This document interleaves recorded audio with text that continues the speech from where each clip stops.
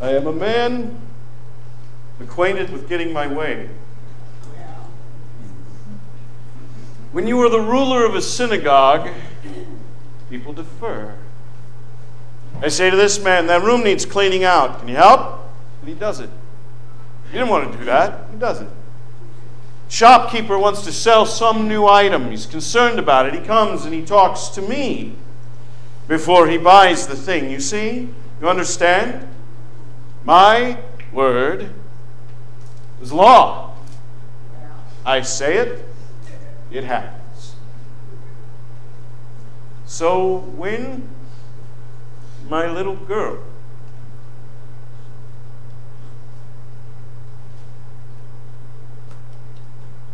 when the fever took her,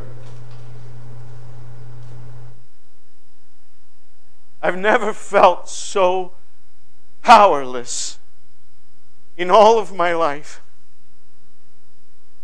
For days I sat beside her, holding her little hand as the fever burned her up. And I held her hand, and her little eyelids were like paper. Her skin was so hot, so like an oven she was.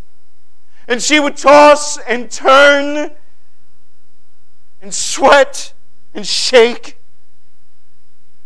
I put the wet cloth on her head, and she would say, "Daddy, Daddy," till she even stopped doing that. And I was useless, powerless. I couldn't do a thing but watch. I am the ruler of a synagogue, a place of prayer. I am acquainted with prayer. I know prayer. Never known prayer like that. Never in my life have I prayed like that.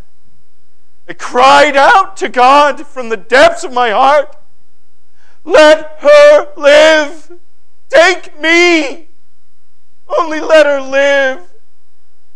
How could I live without her? How could the world go on?" And he did nothing. My prayers did nothing. It's useless. Until the ghastly day came when I looked at her and I thought to myself, Day is the day my little girl will die. I'm going to lose my daughter today. And my friend Jarius, Josiah, my dear friend Josiah, he came and he knocks on the door and he says, "Jarius, Jesus is just 3 miles from here. We've got to go now. You'll never get a better chance." Now, he was all the talk of the synagogue, healing the blind, the lame, the deformed. And I thought, well, if he could do that, if he could do any of that, still, leaving her, turning my back on her, was the hardest thing I have ever done in my life. She was barely breathing, gasping for breath. And I said, "Sweetie, Daddy's going to try." And I ran. I know great men don't run. They make other people run. I didn't care. I ran as fast as I could. And I fought my way through that teeming crowd. There were so many of them. And when I got there, I, Jarius, the mighty synagogue leader, the great ruler of the people, I groveled. I fell at his feet and I said, "Please, sir, please, my little girl. She doesn't have much time, please."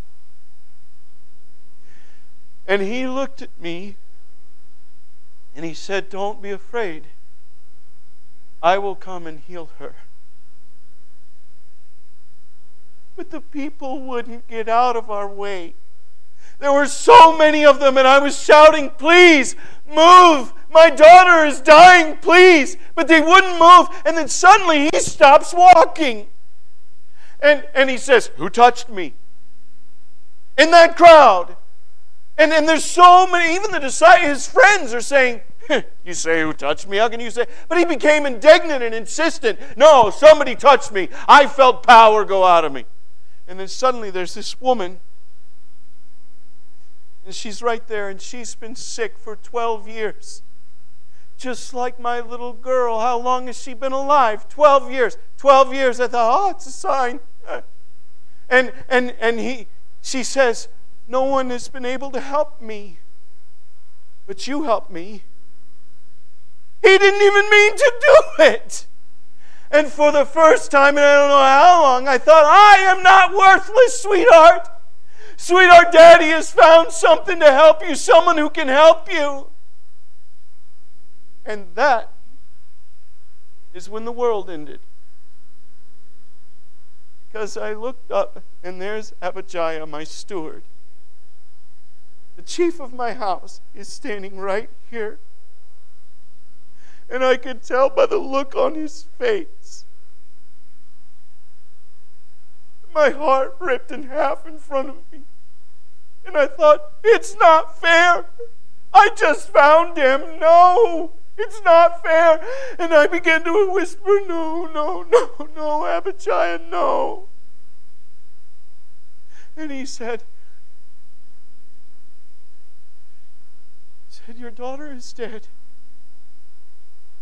Don't bother the teacher anymore." And all of the light went out of the world, and all of the joy was gone, and I was useless. And he took my shoulder, and he turned me, Jesus did, and he said, "Don't be afraid." And I thought, I don't know anything but fear. And he says, "Don't be afraid. Just believe, and she will be well." Well, I suppose stuff happened between then and when we stood over her body. I know we must have walked home. I've heard the story when we got there about the people screaming and wailing and throwing the dust. I know that must have happened. My wife came running out and sobbed on my shoulder. That's what they tell me. Jesus said something silly about her not being dead, and they all made fun of him. I know all that happened. But the next thing I knew, I was standing there, and there she was. And she was perfect, like she had always been, and so beautiful, and so very dead. She wasn't breathing anymore. And I thought, what can he do? What can he do? What can he do? I can't do anything. And then he knelt down and he took that little hand, the hand I'd held for so many days, feeling so useless. And he said, "Child, rise." And her mouth dropped open and she made the most wonderful sound because she took a breath. And I was, I guess you call it laughing. I was laughing and shouting at the same time, and Mr. Dignified Jairus was jumping up and down, and then I was dancing, and she was laughing at me. She was laughing.